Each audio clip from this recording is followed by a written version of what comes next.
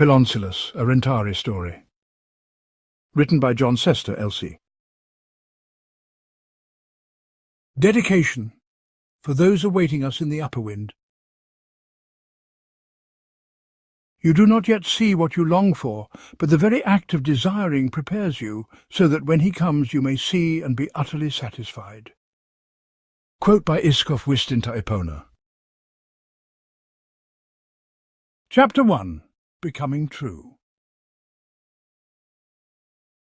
For decades in the Rhentarrian Peninsula, the story has been told of the girl Madge and a curious creature Piloncilus. No one knows its veracity, but those who have studied the workings of the wind say it can't have gone this way.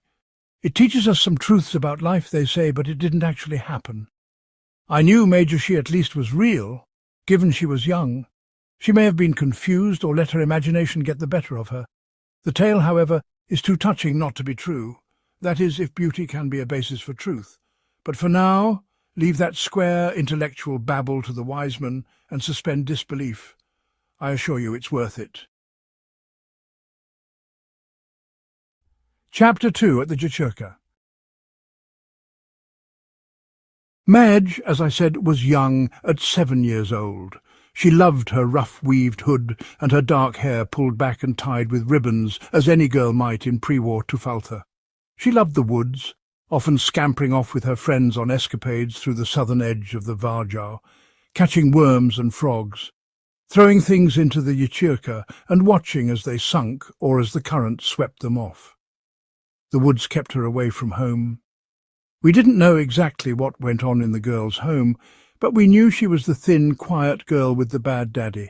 She was loved and agreeable, but also generally shy and private in temperament. Her father was a Tufaltan ranger and hunter, and a known drunkard, and sometimes it showed in the dark circles under Marge's big brown eyes. One day, ribboned and hooded, she was playing a game of run, hide and catch with the rest of us near the dam north of town. The dam became famous in later years when Donor Kingsman slashed through the chains and drowned the Tarmos. But that's another tale entirely. That hadn't happened yet, it wasn't true yet, the way this story was becoming true. After the game, Madge was strangely quiet. She seemed timid, scared or distracted. She didn't tell us what had happened until months after it was all over. But now that I know, now that she told us and now that I know how to read and write, I'll fill in all the details that we were unaware of at the time, while it was becoming true. She had run to hide. That's how the game worked. With an expert duck and twist, she passed under a thick root and slipped down toward the Jachurka's bank. It was cold and muddy, but she didn't mind. That wet ditch had always been a good place since the others were too big to get under that root.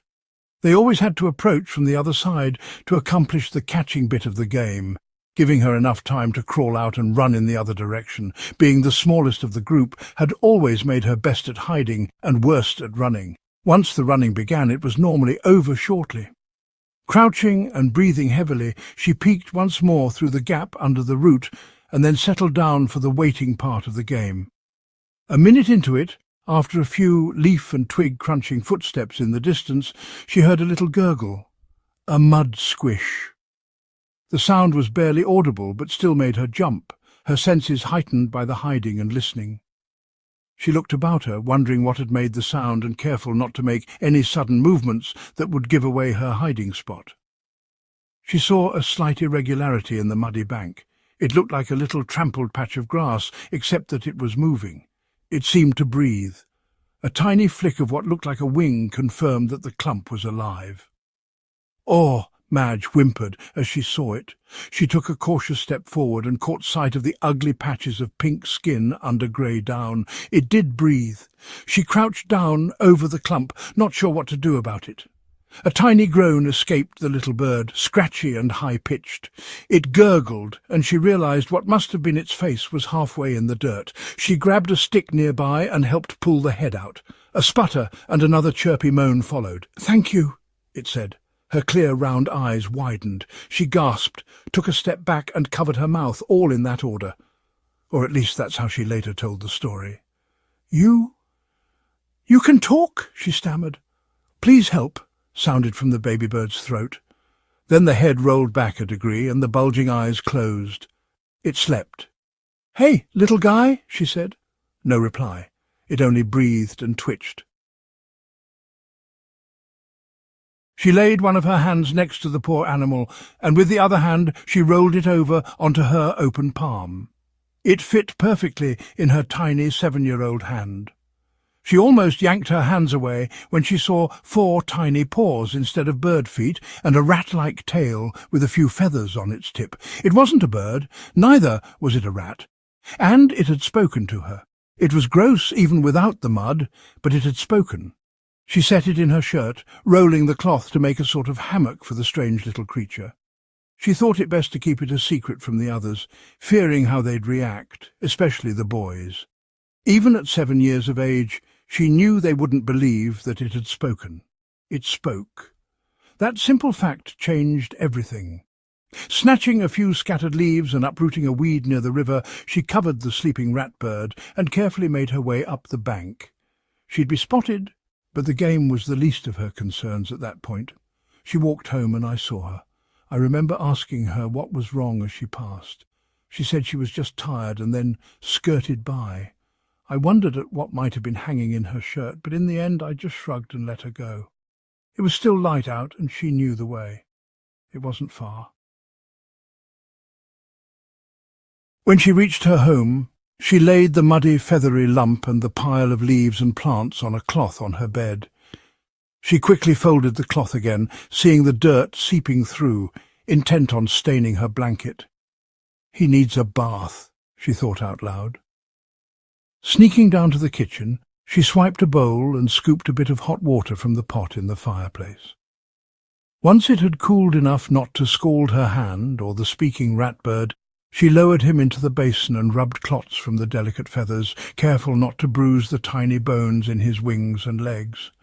The water muddied quickly, and she wrapped up her little packet of skin, bone and feather in the cloth to keep him warm, while she went back down to change out the water. The rat-bird was shivering when she returned. She wanted to warm him, but the water was still too hot. She picked him up and began to breathe over him. It felt strange, but it was the only thing she could think of. Soon the water cooled. She washed and dried the creature, laying him in a clean scarf. She considered depositing him in her drawer, but thought it better to keep an eye on him for a while. She sat on the bed, her back against the wall, and with the rat-bird asleep in her lap. Her small fingers caressed the top of his head and pulled the knitted scarf more snugly over the grey-pink body. Her body heat may well have saved his life. Madge knew nothing about that, of course. She just got lucky. After a rushed supper with her mother, she asked to be excused early. Her mother didn't mind. They never seemed to speak at dinner anyway. So she hurried upstairs and continued her unintentional incubation. The sun was going down that autumn evening, and Madge drifted off to sleep with the rat-bird in her lap.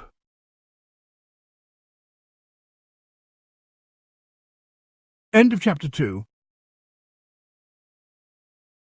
Continue listening in the next video to find out what happens next, or look for the book, paperback or ebook, on Amazon.com. Feel free to mark this story on your Goodreads currently reading list and leave a little rating or review. Thank you for listening.